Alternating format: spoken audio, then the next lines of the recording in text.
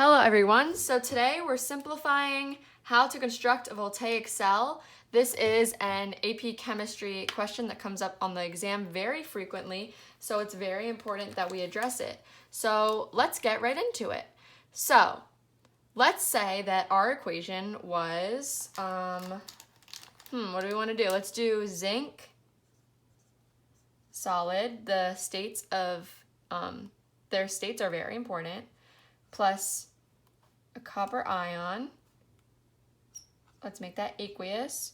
That's going to go to solid copper and a zinc ion. So this is going to be our equation.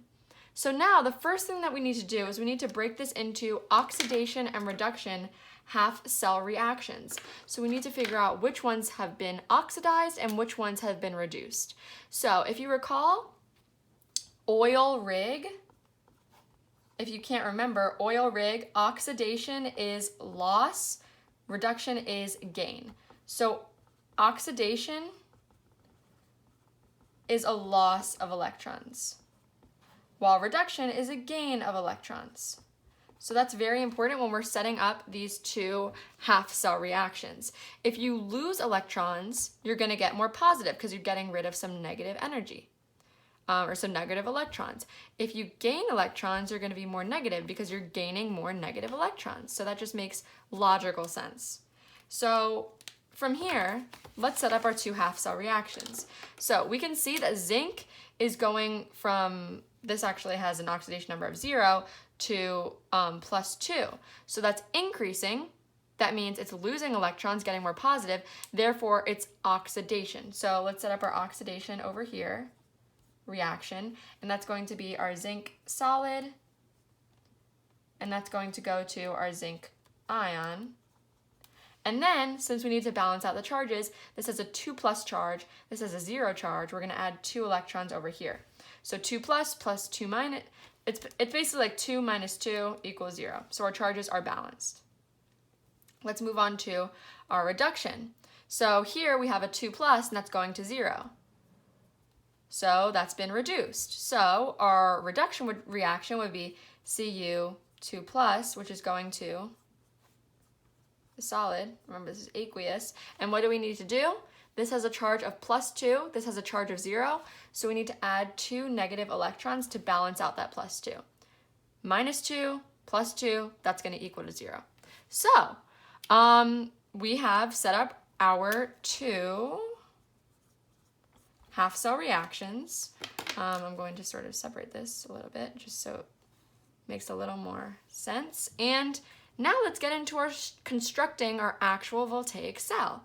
So for a voltaic cell, we're obviously going to have 2 compartments. So let's go ahead and write that. And this is a very important skill for the AP chemistry exam. So we're also going to need an anode and a cathode. First, let's specify, okay, this is the oxidation compartment, and this is the reduction compartment. So, oxidation, anode. So there's going to be an anode over here. Reduction, cathode. That's just something you need to remember. Oxidation, anode, reduction, cathode. That's just something you're going to have to commit to memory. So, let's look and see here. We need an anode, which is going to be a metal that's going to be able to conduct this electricity. Do we have a metal over here, a solid metal, that we can use? Yes, the answer is yes. Zinc solid right here, we can use that as our anode. So let's draw our zinc solid. That's going to be our anode. And since this is within the reaction, it's going to be an active anode. So again, an active anode is part of the reaction. If it was an inactive anode, it would not be part of this reaction. But we see zinc solid right here. That's making it an active anode. So let's set up our cathode. Do we have, let me see, do I have another color? I guess let's just use blue. Do we have a solid over here, metal, that we could use as a cathode in our reaction?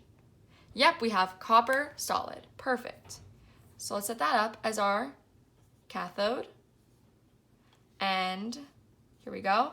This is again going to be active or inactive? It's going to be active because it's found within our equation. It's an active cathode.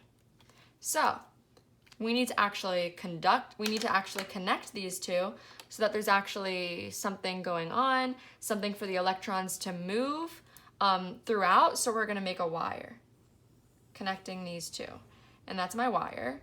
Again, we need this wire so that electrons can go through. And the movement of electrons, that's what electricity is. Electricity is movement of electrons. So the next thing that we need to do is we see that we have zinc 2+. So we need to make our solution here. So let's just say like this is our solution. We need to add some ions here. Let's add some zinc ions. And now we need to add something that can serve as a salt with the zinc. It's going to be a spectator ion, so we could add sulfate, nitrate, chloride, anything that could help make this a salt. It's going to be a spectator anyway, but let's just add nitrate. Just for fun, I guess. Again, we're setting this up ourselves, so as long as it's a salt with the Zn, then we'll be good. So again, over here, we need to add some Cu2+, and then we can add anything that will serve as a salt. So we could add sulfate, nitrate, chloride. Let's add a chloride ion. So there we go. We've set up our solutions. So now let's see what's going to happen here. So the last thing that we need is we need to make a salt bridge. I'm looking to see if I have one more. Here we go. We're going to make a salt bridge. And I'll explain why we need that salt bridge in just a moment. But for now, let's just set it up. It's a bridge between the two.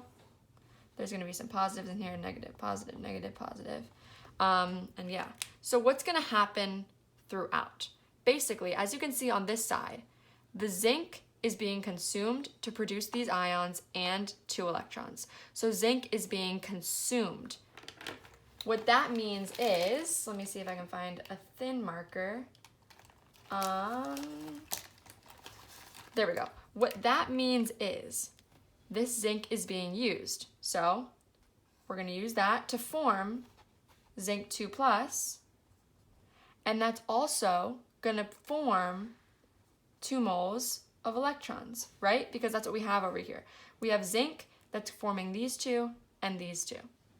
So we have 2 moles of electrons that's actually going to go through the wire,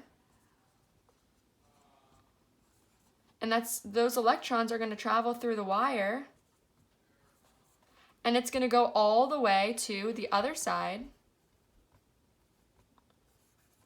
to be consumed over here. Here, the electrons are a reactant, so the electrons are going to combine with the Cu2+ to form more Cu. So Cu solid is being formed. So if we asked, how are the masses changing in this case? The zinc electrode would be gaining or losing mass. Well, I'm going to argue that it's losing mass because you can see that zinc is being consumed to form the zinc 2+ and the 2 moles of electrons to go through the wire. So zinc is being consumed, therefore we can argue that it's depleting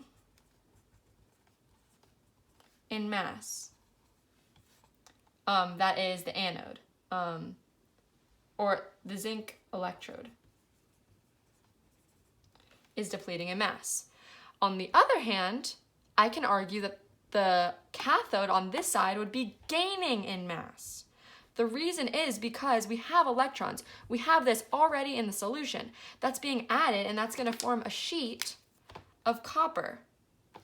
Because again, it's producing copper. It's going to combine right with that sheet. So I can argue that our copper electrode is gaining mass. So what if I asked about how are the charges changing? Again, this is really good practice for the AP Chem exam. What if I asked how are the charges changing? What charge is going to accumulate if I didn't have this salt bridge? So without the salt bridge, what charge would accumulate? Well, we can see here that the zinc solid is forming 2 plus. These moles of electrons are going to go to the other side, so we can sort of disregard them. They're going to be taken care of, but it's forming more and more zinc 2 plus, more and more zinc 2 plus, zinc 2 plus. It's going to be filled with the zinc 2 plus. So we can see that filled with the zinc 2 plus, that's going to make a more positive charge. So it's going to be a positive charge accumulation. And what do you know? On the other side, it's going to be the opposite.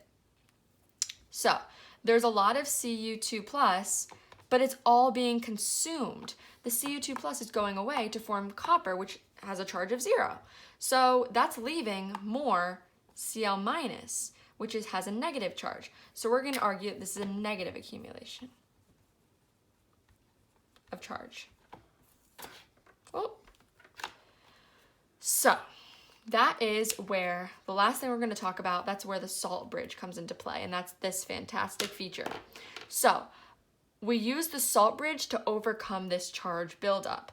If we had such a positive charge over here, such a negative charge over here, then the cell would not like that. The cell would actually stop working. It would stop functioning if there was too much of a charge buildup. If this was too positive, this was too negative, the cell would stop functioning. So that's why we need our salt bridge right over here.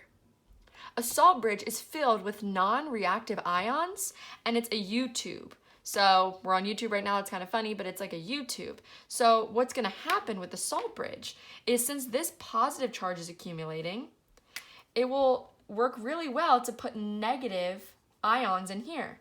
And since this is negative accumulating, it's going to put positive charges in here to counteract the charge. So there's negative accumulation, we're adding some positive. Positive, we're adding some negative.